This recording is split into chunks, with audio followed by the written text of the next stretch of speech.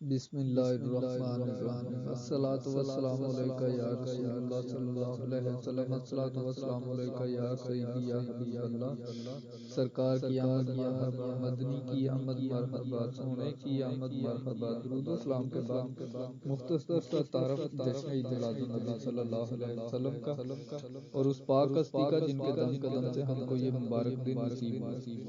آقائے دو جہاں حضرت محمد مصطفیٰ صلی اللہ علیہ وسلم کی ولادت مبارک انتہائی جوش و جذبے اور احترام سے منانے کے لیے 12 ربیع الاول ایک مذہبی تہوار بن چکا ہے، جسے پوری دنیا میں نہایت عقیدت و احترام اور جوش و خروش سے منایا جاتا ہے۔ تاہم بہت سے لوگ نہیں جانتے کہ اس دن کو دنیا بھر میں کئی سو سال تک 12 وفات کے طور پر منایا جاتا تھا۔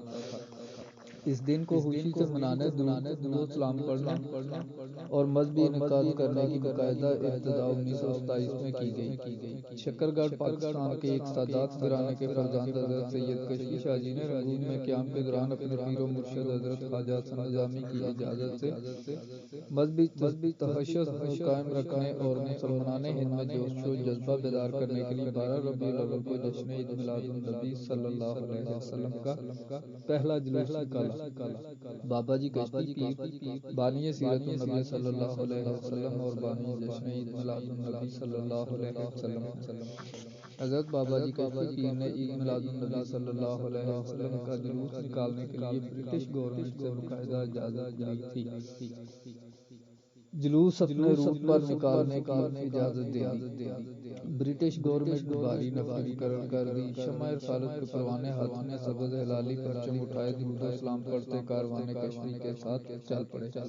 کاروان کشتی انشاءاللہ قیامت تک چلتا رہے گا۔ سلام اس عظیم ہستی پر، سلام ان شمع رسالت کے پروانوں پر۔ یہ وہ زمانہ تھا جب سودی اور سنکٹر جیسی ہندو تنظیمیں غریب مسلمانوں کو زبردستی اور پیسے دے کر ہندو اور عیسائی مذہب اختیار کرنے پر مجبور کر رہی تھی۔ ان حالات میں بابا جی کشتی پیر نے اپنی جمع پونجی سیرت النبی صلی اللہ علیہ وسلم اور جشن میلاد النبی صلی اللہ علیہ وسلم کو کامیاب کرنے کے لیے صرف کر دی۔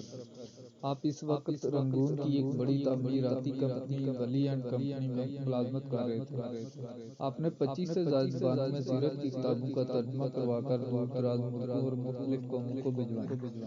آپ نے سیرت کی تقریباً 21 لاکھ کتابیں تھوڑے سے عرصے میں چھپوا کر لوگوں میں مفت تقسیم کروائیں۔ بابا جی کشتی پیر نے قیام پاکستان کے بعد 12 ربیع الاول کو سرکاری طور پر منانے کی جدوجہد کی، جو آپ کے وصال سے پہلے پوری ہوگی۔ آپ کا وصال 11 ربیع الاول 1976 لاہور میں ہوا اور 12 ربیع الاول 1976 کو آپ کے آبائی گاؤں چاکازی میں آپ کو سپرد کر دیا گیا۔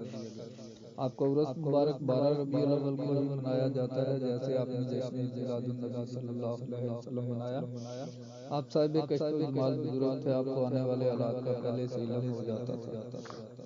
آپ کے وصال کے بعد آپ کے خلیفہ حضرت ڈاکٹر سید محمد قدیر نظامی رحمۃ اللہ علیہ نے آپ کے منصب خلافت کو سنبھالا اور مرشد پاک شریف پر تھے۔ بابا جی پیر قدیر رحمۃ اللہ علیہ سرکار نے آپ کا مزار مبارک تعمیر کروایا۔ حضرت سید محمد قدیر نظامی سرکار کے وصال سے پہلے ہی مزار کی نئے سرے سے تعمیر بابا جی کشتی پیر کے بیٹے معروف قانون دان سید احسن مظفر شاہ صاحب اور ان کے نواسے سید محمد وحید حسین نظامی سرکار نے شروع کر دی تھی۔ بابا جی پیر قدیر رحمۃ اللہ علیہ سرکار کے وصال کے بعد ان کے بیٹے سید محمد وحید حسین نظامی سرکار سجادہ نشین دربار ہیں۔